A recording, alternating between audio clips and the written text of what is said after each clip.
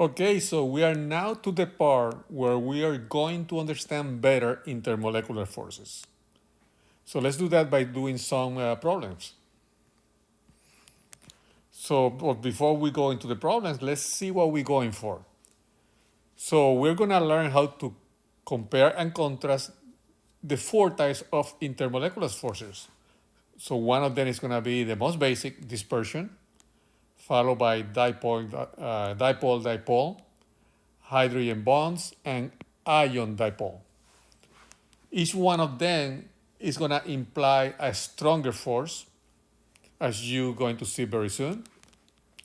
Then we're going to be able to look at different formulas or compounds, and based on what you learn about how to determine the polarity of a molecule, you're going to be able to determine which forces apply to that particular molecule when in conjunction with other molecules like itself. And once you can do that, then you can say, between these two substances, this one is going to be the liquid, this one is going to be the solid, this one is going to be the gas, this one is going to have the highest boiling point, this one is going to freeze faster. So you're going to have the power to predict what's going to happen to matter just by understanding intermolecular forces.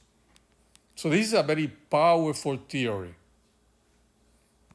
So let's begin with this. Let's understand intermolecular forces first.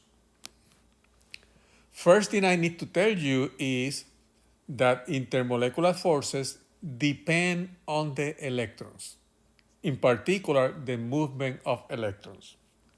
And you know that with the Lewis structures, we always tend to represent elements or compounds with electrons, right?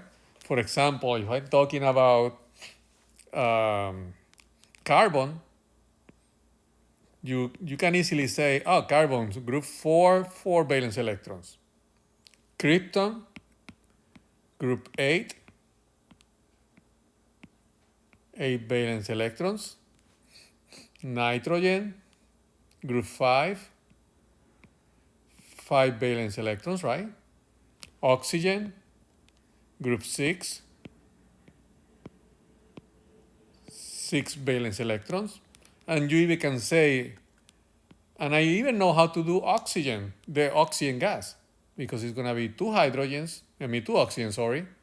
Each one of them is going to have 6 valence electrons. I know they want to join to be like noble gases, so I know these two will join. Then I can take this one and this one and put them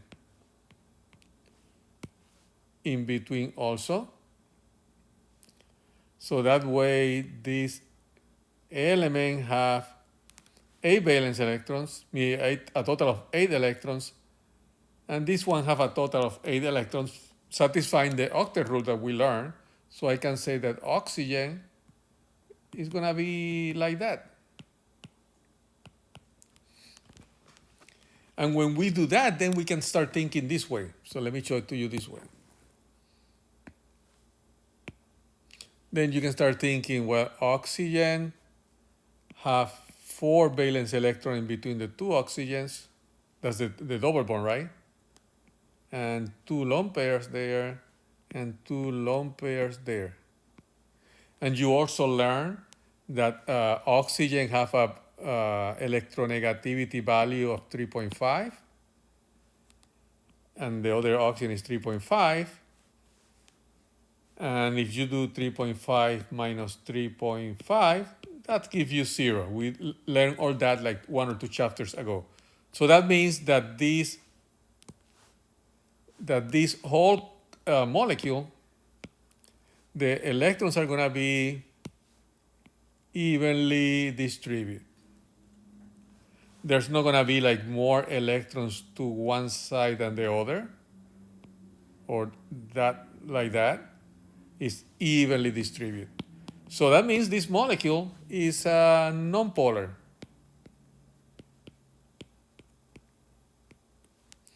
And that's important to know before we start understanding intermolecular forces.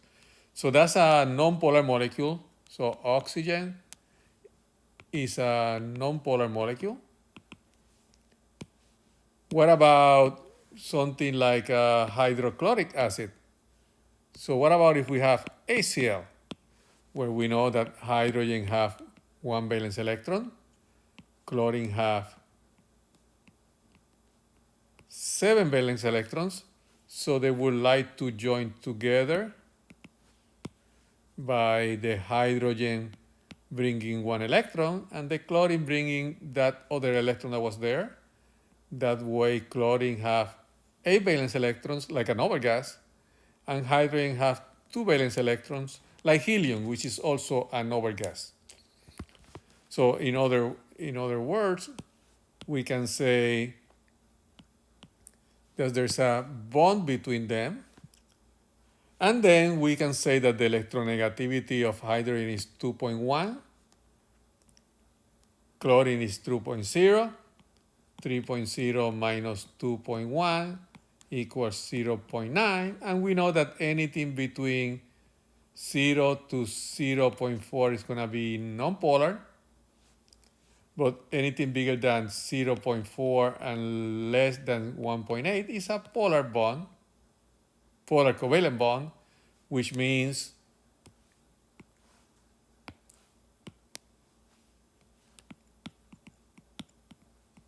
the electrons of this bond are being pulled that way from the 2.1 to the 3.0, which means this molecule is going to have more electrons to one side than the other. So there's more electrons here, which made this partially negative, and this is lacking electrons, which is partially positive, so we have a dipole. And that's important to know. So this molecule is going to be partially negative over there and partially positive over there. So what does this have to do with intermolecular forces? Well, intermolecular forces is the forces between many molecules, and they tend to be usually the same molecule. Like water have millions of H2O molecules, right? So if we have HCl, it's going to be like a molecule with more electrons to one side, partially negative and partially positive. And if there happens to be another molecule like itself,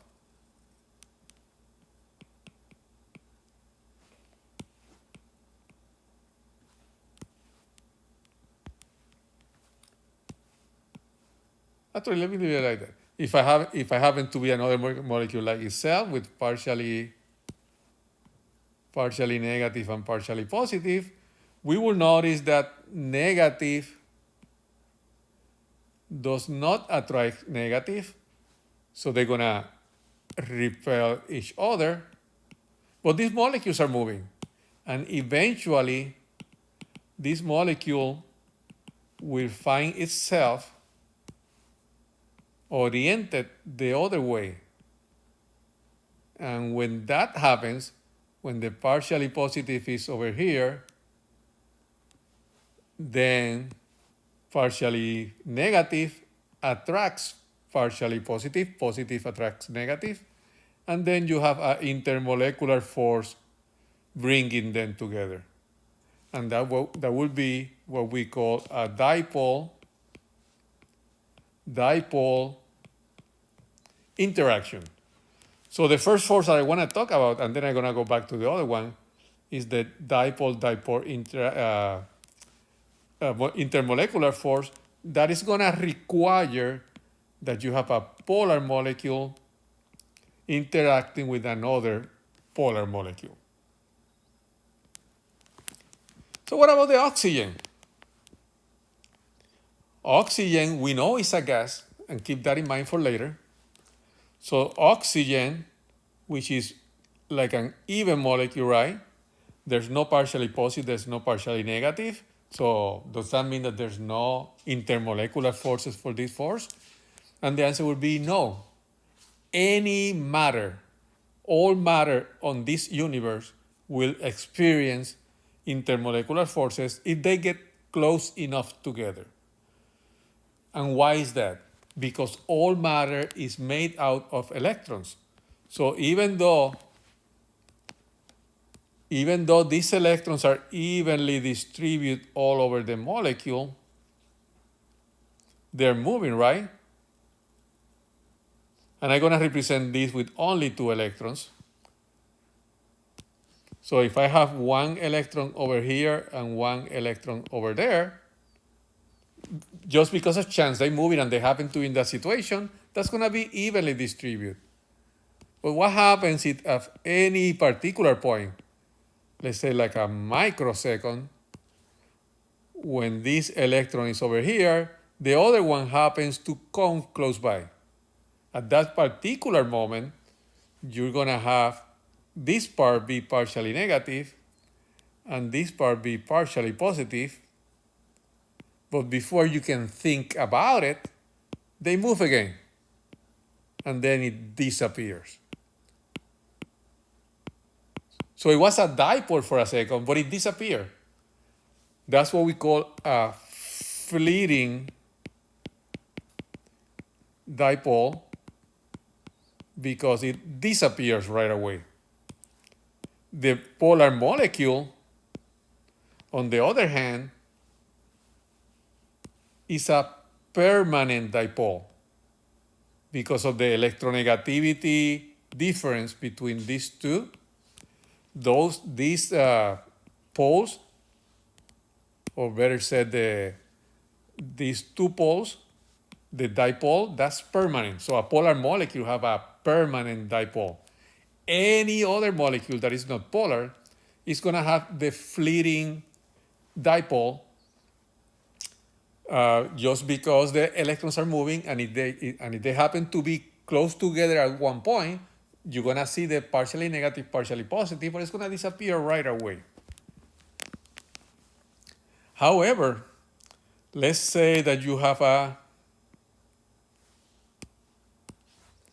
bigger nonpolar molecule.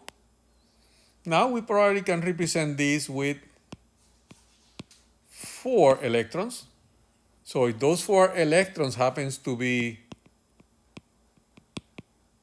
all to one side, then you're definitely going to have partially negative, partially positive, but they're moving right away. And let's say that one of them move over here, you're still going to have partially negative, partially positive. But now let's say that 2 more of them move, and 2 of them move over here. So this part is more negative than these 2 parts over there. And now let's say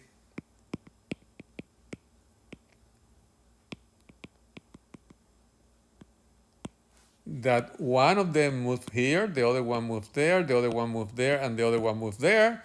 Then you don't have any fleeting dipoles. But now let's say that that they do something like this. 2 move there and 2 move there. So this part here is partially negative, but this one will be partially positive. So the bigger the molecule, the more possibilities you have of that partially negative, partially positive appears everywhere.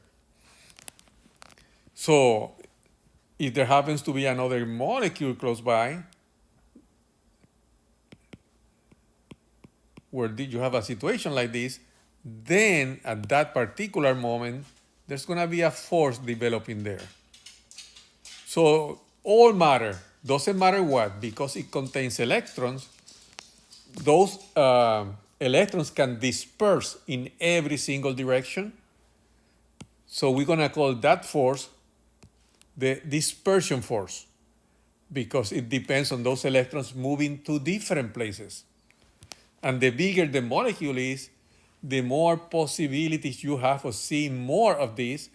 And those are going to be like attachment points for the forces to take hold.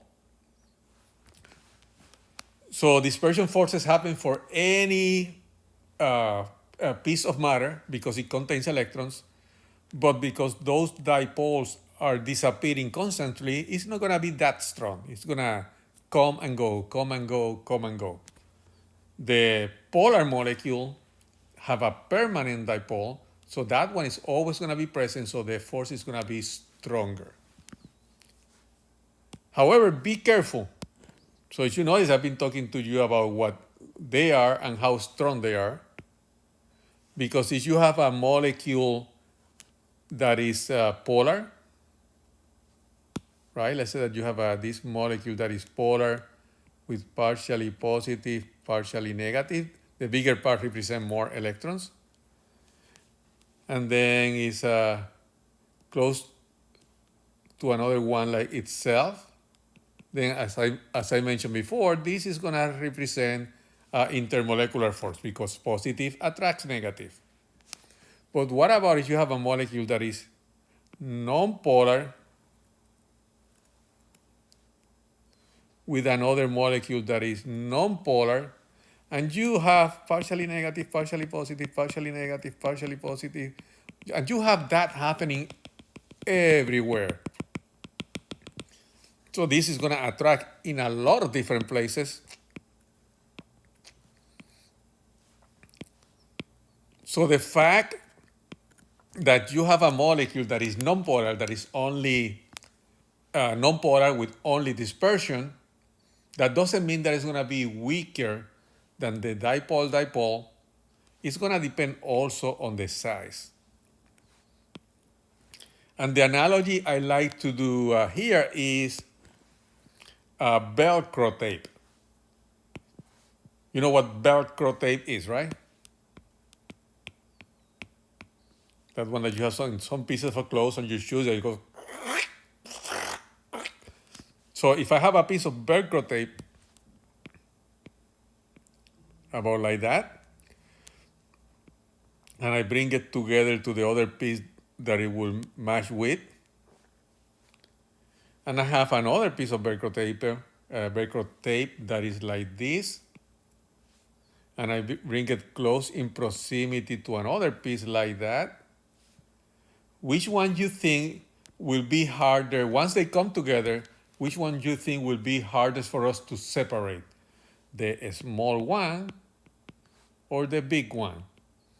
And if you have ever played with Velcro tape before, you will have to say the bigger the piece of Velcro tape, the more points of contact it's going to have, like the fleeting dipoles, and it's going to be harder to separate. So it's going to be a stronger force. So two types of dispersion of intermolecular forces so far.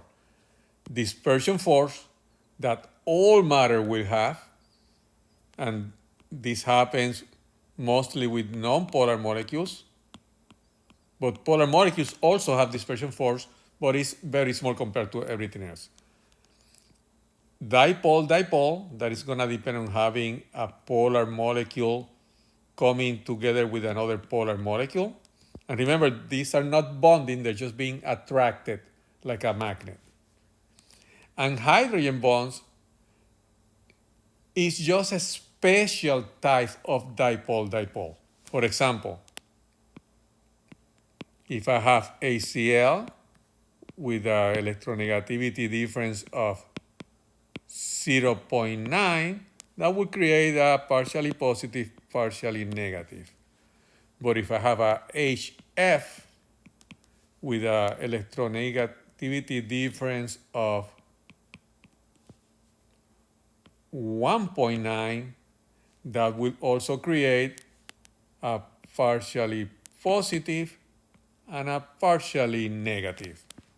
If you notice, I'm emphasizing that the dipole that is formed on the HF is going to be a more powerful dipole than the one on HCl because the difference in electronegativity is a lot bigger on the HF.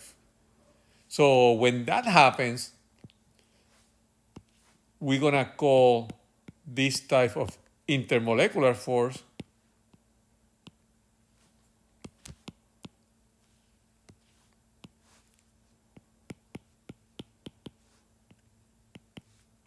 So when that happens, we're going to call this type of intermolecular force between the partially positive of one molecule and the partially negative of another molecule, we're going to call this a hydrogen bond intermolecular force.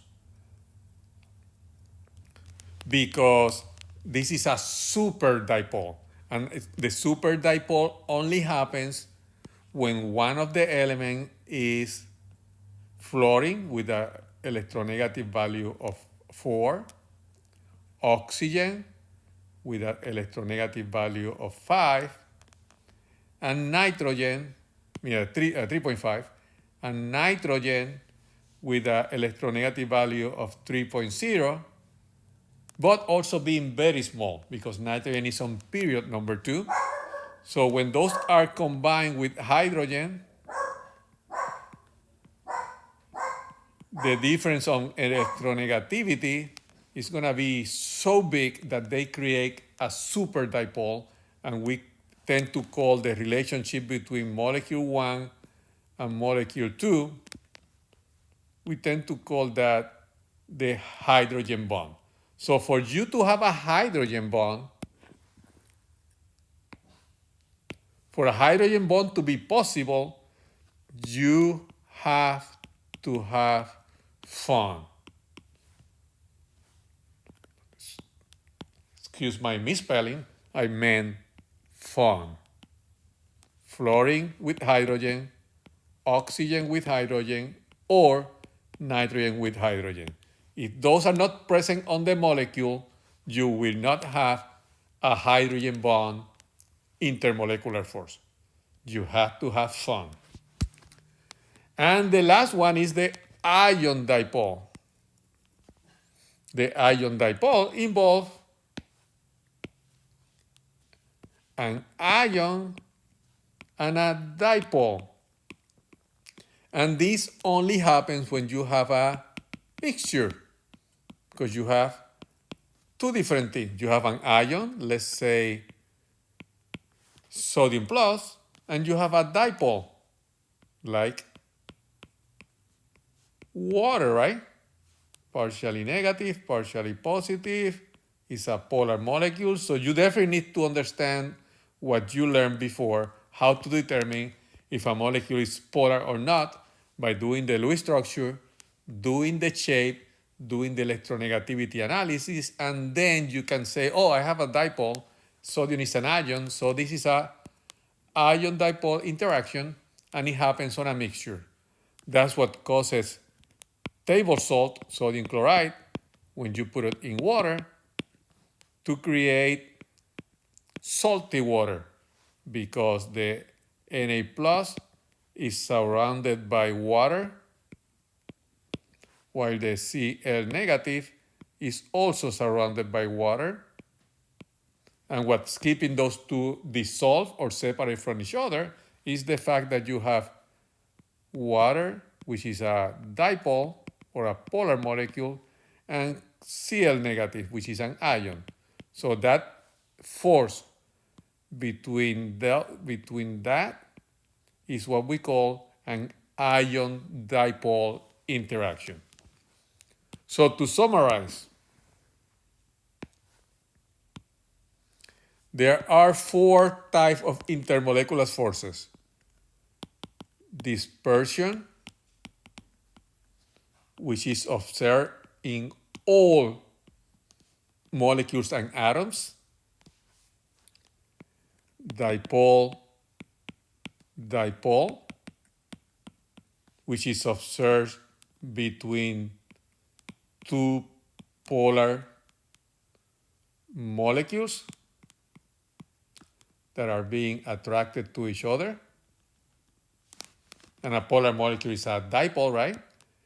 The other one would be the super dipole, or the hydrogen bond interaction, which is not really a bond, it's just an attraction. And this would only happen when fluorine attached to hydrogen is present, or oxygen attached to hydrogen is present, or nitrogen attached to hydrogen is present. And then we have the ion dipole, which happens on mixtures where you have an ion, could be a cation, it could be an ion, together with a dipole or a polar molecule. So you definitely have to be able to determine if a molecule is polar or not. And the strength of the force keeping multiple molecules together because of these forces, it goes from weakest to stronger this way. However, be careful with the dispersion and the dipole, because if the molecule is nonpolar but is huge, the dispersion can become stronger than the dipole. So you gotta be careful about the molar mass of the molecule that you're talking about. And you're gonna see this better once I do a few examples. So let's do a few examples. What kind of intermolecular forces are present in each substance? And remember, it's gonna be one molecule interacting with a similar molecule or more molecules like itself. So krypton. Krypton is just an element. What do we know about krypton? It's not a molecule, so to be a dipole, you have to be a molecule, because it's the difference between the electronegativity of two atoms. So this is just krypton by itself. So the only thing I know about krypton is that it contains electrons. So something I like to do when I'm trying to compare different substances in terms of intermolecular forces, I like to do a table. And on the table, I'm gonna set up the forces in terms of strength. So I'm gonna start with dispersion, followed by dipole, followed by hydrogen bonding, and ion dipole. And I'm gonna try to see which ones apply to krypton. So krypton is an atom. It's not a molecule, so it cannot be a dipole. To be a dipole, you need a difference between two elements. And since hydrogen bonding is a super dipole, it cannot be that either, because it has to be a dipole first. And krypton is an ion by itself. It's not a mixture, so it cannot have that either. So the only thing going for krypton is dispersion. What about nitrogen? Well, nitrogen is a molecule because there's two atoms, right? So the difference between these two atoms, when I do the Lewis structure, is going to be like that. This is 3.0 and 3.0, so the difference is 0. So this is not a dipole because it's nonpolar, so it's not a dipole. Therefore, it cannot be a hydrogen bonding, which is a special type of dipole, and it's not a mixture. It's just an ion, a molecule by itself. So this one is also dispersion only. What about the next molecule? The next molecule is carbon monoxide. So when I do the Lewis structure, I'm gonna come up with something like this. So you have to be able to do Lewis structures. So if you don't remember how to do that, go back a chapter and review it, 2 chapters and review it. And what do I know about this? So I did the Lewis structure. The shape, there's no central atom, so it's gotta be linear. And then I do the analysis with the electronegativity. So this is 2.5, and this is 3.5. So there's a difference of 1.0. So that means this is a polar molecule going this way, which means it's gonna be a dipole. So this one is a dipole. All matter is dispersion. So it doesn't matter what element or molecule or compound, dispersion you have to market. And hydrogen bonding. No, I am not having fun.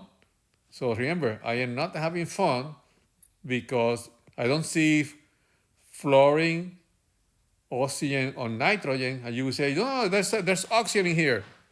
You're wrong. I can see oxygen. No, it's oxygen attached to a hydrogen.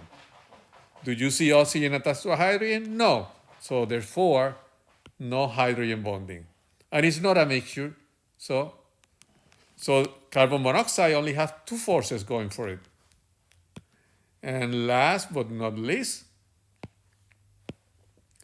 HF. HF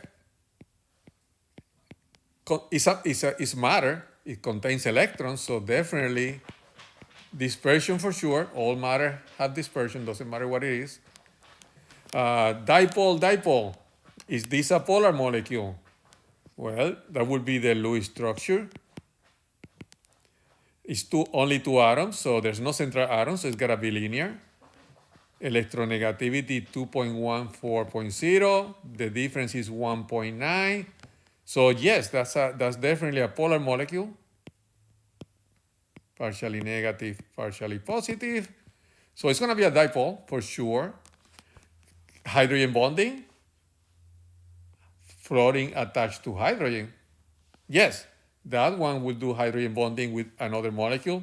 Remember, that's what we're doing. We're not talking about just the molecule. We're saying if this is a dipole, partially negative, partially positive, if there's another molecule by itself close by, partially positive, partially negative, now we can talk about intermolecular forces because it's between two molecules. So yes, that force, the one I'm painting right now, that force is a dipole force between dipole number 1 and dipole number 2. So I'm just drawing one molecule here, but the force is between two molecules, so keep that in mind. So, but this is not a mixture, so there's no ion dispersion. So that's how I like to do that. I set up my forces from weakest to stronger. Dispersion, dipole, hydrogen bonding, and ion dipole. I do my Lewis structure. I do my shape. I do the analysis of the electronegativity. And then I decide if the molecule is polar or not. And then I take it from there. So in summary, on a problem like this one will exhibit dispersion, dipole, and hydrogen bonding. This one will exhibit dispersion, dipole only. This one will exhibit dispersion only, and this one will exhibit dispersion only. And remember once more, if I'm trying to compare, I'm saying that this is the weakest one, followed by dipole, but if the molecule is a very big molecule, it could be that these two swap places. So be careful about that. So let's do another problem. Oh, it's your turn. So what kind of intermolecular forces are present in those four molecules? So look at each one of them and do what I did. Rewind the recording and pay attention to every step that I'm taking so you can do it too. So let's continue with the learning check. What kind of intermolecular forces are present in a mixture? That it already told me. That gotta be ion dipole because it's a mixture. So let's find out if it's truly ion dipole or not, because it's not telling me if it's a homogeneous mixture or a heterogeneous mixture. Remember from chapter number 1?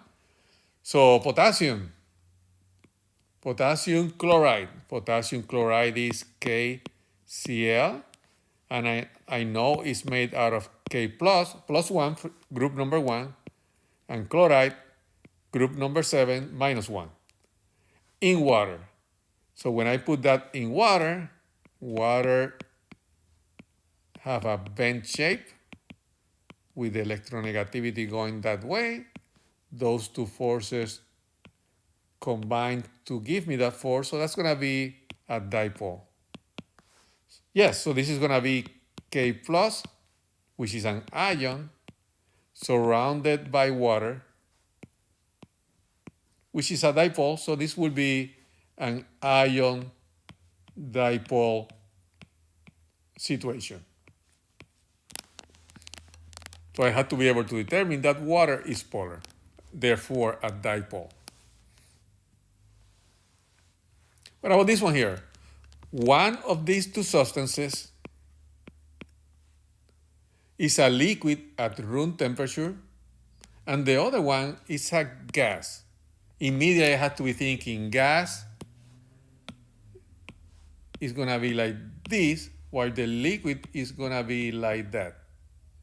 Which one you think has the stronger forces? The one that is farther apart or the one that is closer together? It's closer together because they are attracting each other. So this one will have the stronger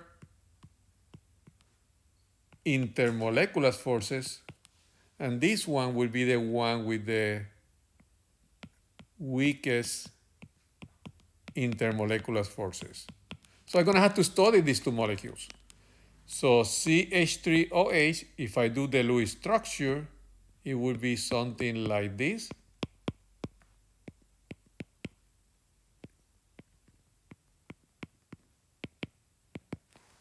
The other one would be something like this.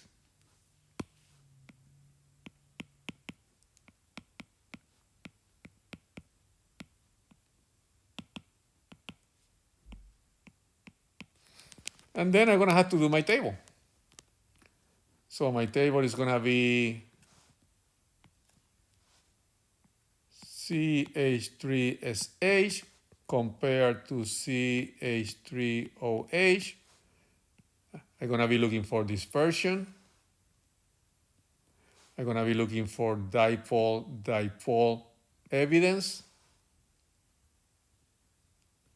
I'm going to be looking for hydrogen bonding evidence. And then ion dipole. It doesn't tell me anywhere that this is a mixture, so that's not going to be a player. So all of them have dispersion. However, all this is the same. All this is the same. The only difference between the two is this one weighs 60 grams. This one, the sulfur, weighs 32 grams. So this is the bigger molecule. So in terms of dispersion, this one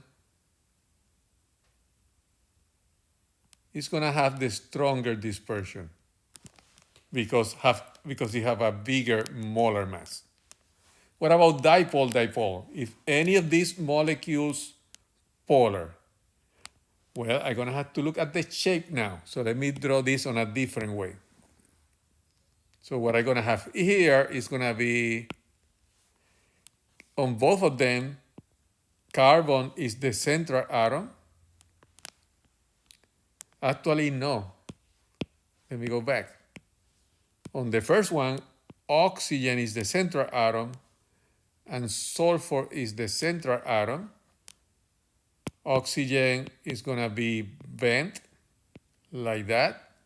Sulfur is also bent like that.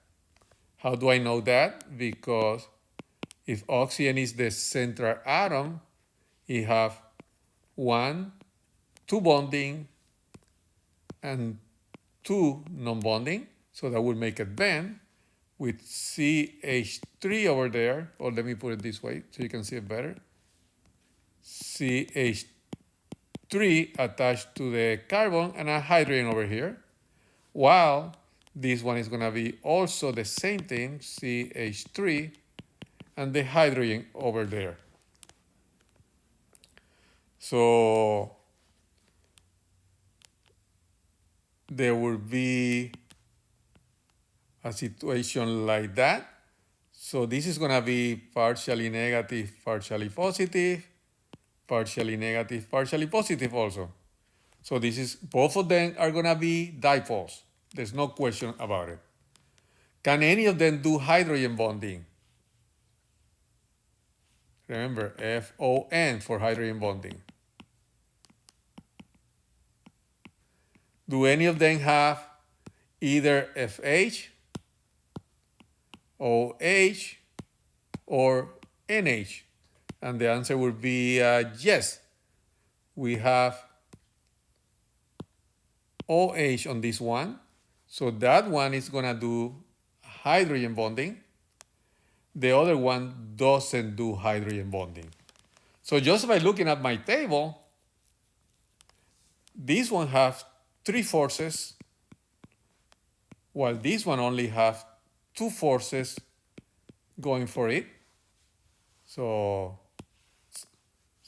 this one has 2 forces, only these 2, while this one has 3 forces, all these 3 there. So this one we have the stronger forces.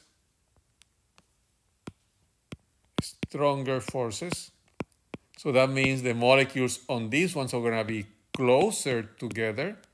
So this had to be my liquid because the molecules are closer together. This had to be my gas. And this is what I tell you about this theory. This theory allows you now to predict before I go out to the lab and look for them. I can predict now which one will have what phase under regular conditions. It's a very powerful theory. And I can even do this without using any point values. So does not start asking Alexa or Siri for boiling points. So you can order them because I care less about those values.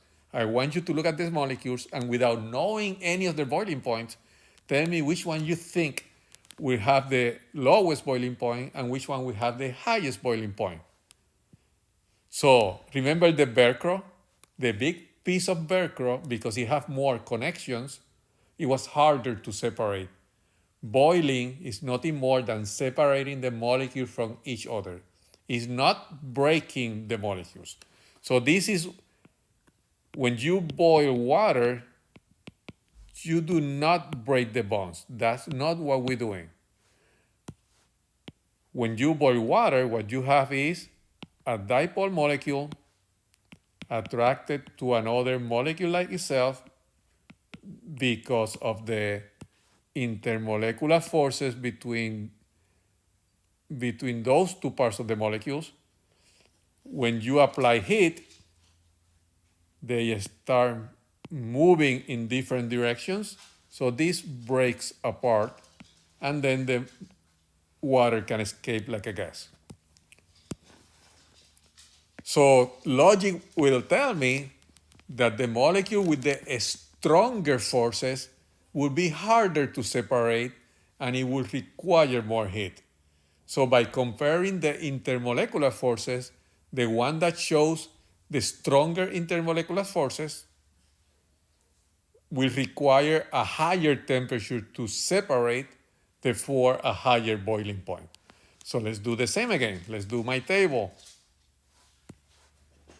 And we're going to see which one had the higher boiling point. Sorry for that, Nikon. Quiet. So let's do the table.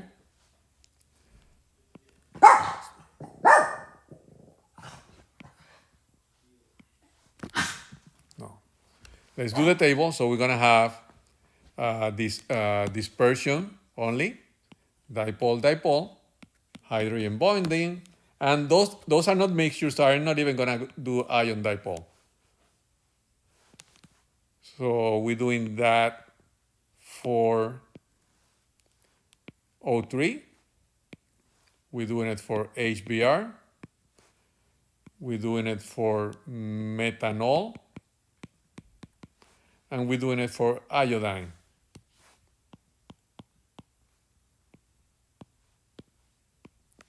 So ozone is 3 oxygens.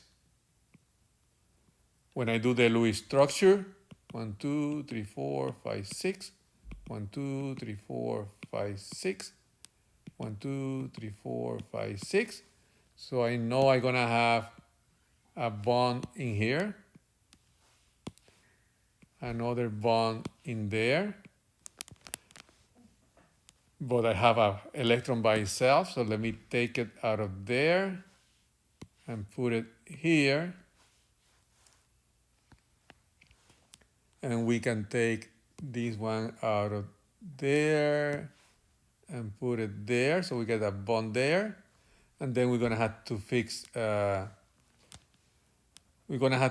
this one over here by doing, let's see what we can do. Got 8 on this one, 2, 4, 6, 8.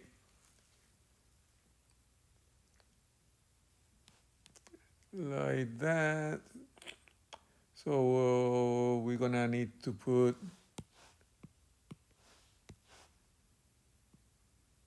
two more there. I'm dealing with 6 valence electrons, 6 valence electrons, and 6 valence electrons. Altogether 18 electrons. So let's approach it that way.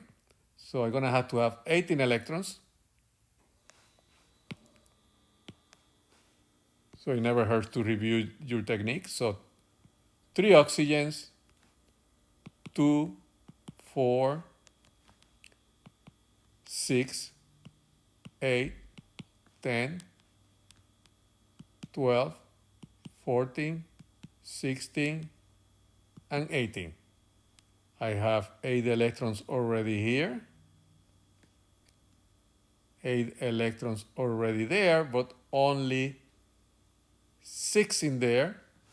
So let's take these 2 electrons and put them right there. So I'm gonna have that, and this. What I'm gonna put 2 electrons there, 4 there, that's 6, 8, 10, 12. Got my 8 there. I'm gonna put 2 more there. That's gonna give me 8 there. So far I have 2, 4, 6, 8, 10, 12, 14, 16, and 18. And that gives me 8 there. So my true Lewis structure is gonna be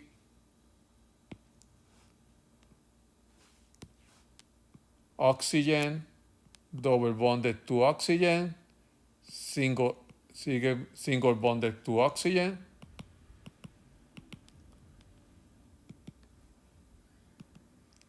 My central atom have 1, 2 bonded and 1 lone pair, which means it's gonna be bent. So that's gonna be like this. And since the electronegativity value is the same, this bond is nonpolar, this area is nonpolar. However, there's 2 lone pairs in there, which makes this part more negative than that one. So ozone is gonna be a dipole. So when we do ozone like that, ozone will be all of them will have dispersion. There's no question about it. Ozone will be a dipole. HBr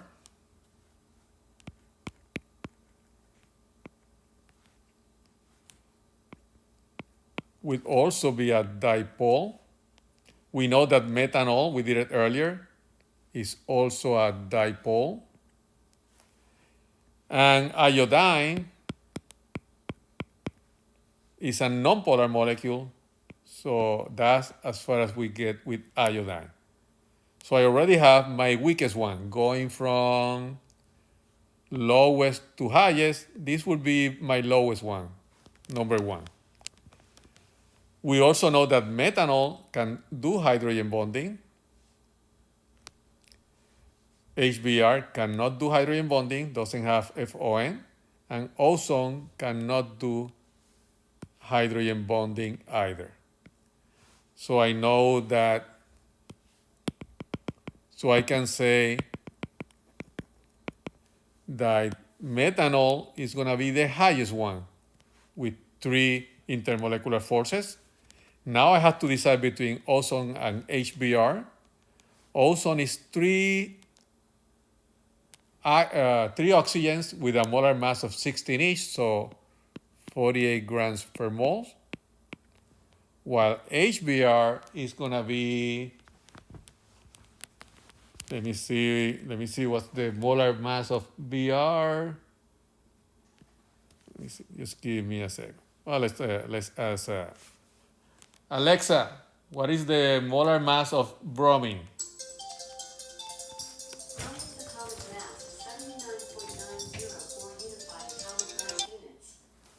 So it's around 80 moles.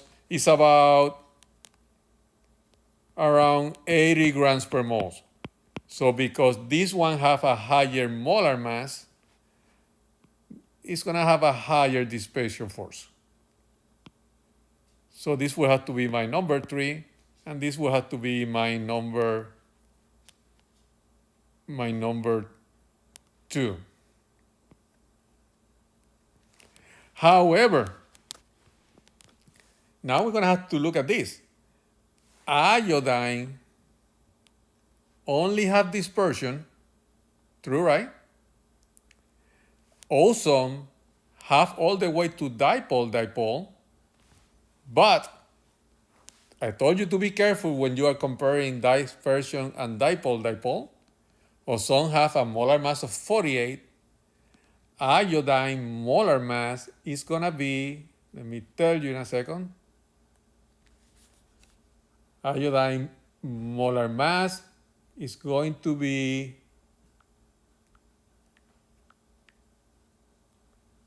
254. So when I get to that point, when I said, well, I gotta be careful, I have to always check my dispersion against my dipole,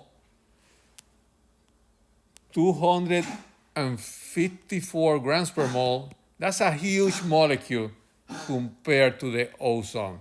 So I'm gonna change my numbers. This one is gonna be number 2, and my ozone will have to be number 1. So ozone should be the one with the lowest boiling point, and that makes sense because ozone is a gas. Iodine is actually a solid, and you probably seen it on pictures and so on.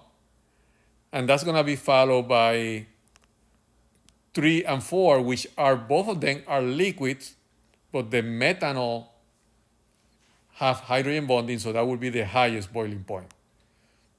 So basically, if you notice, about half of this course, the knowledge that I developed on this course, if I was a student, about half of that knowledge I had to use to do this problem. Molar mass, everything I learned about intermolecular forces, the shapes of the molecules, electronegativity values, vectors. It's a lot of stuff, Lewis structures, valence electrons, group numbers. It's amazing the amount of knowledge that we have to use to answer this question. Doesn't mean that it's difficult. It just means that you have to know, you have to have learned a lot by this point. So following that, make sure that you work on this one and explain your reasoning. Don't just give me the sorting. Use the table. Tell me which one have the stronger forces. If you have to decide between dispersion, a molecule with dispersion only, and a molecule with dispersion and dipole, make sure you check the molar mass first to see if it's a huge difference or not, because dispersion can overtake dipole-dipole on strength. And once you do that, we can call this section of the chapter done. And we have one more topic to go before we close this chapter. So at this point, you should be able to know the 4 types of intermolecular forces. You should be able to have a pretty good idea of which one is the strongest one and which one is not. And you should be able, when you need to be careful, especially comparing dipole-dipole and dispersion. And just by looking at the formula of a compound, by doing Lewis structures and so on, you should be able to determine the forces that you should expect. And based on that, you can talk about the boiling points or melting points relative to each other.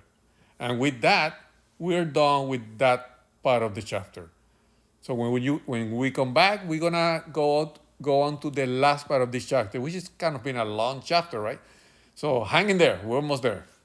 So see you soon, take care.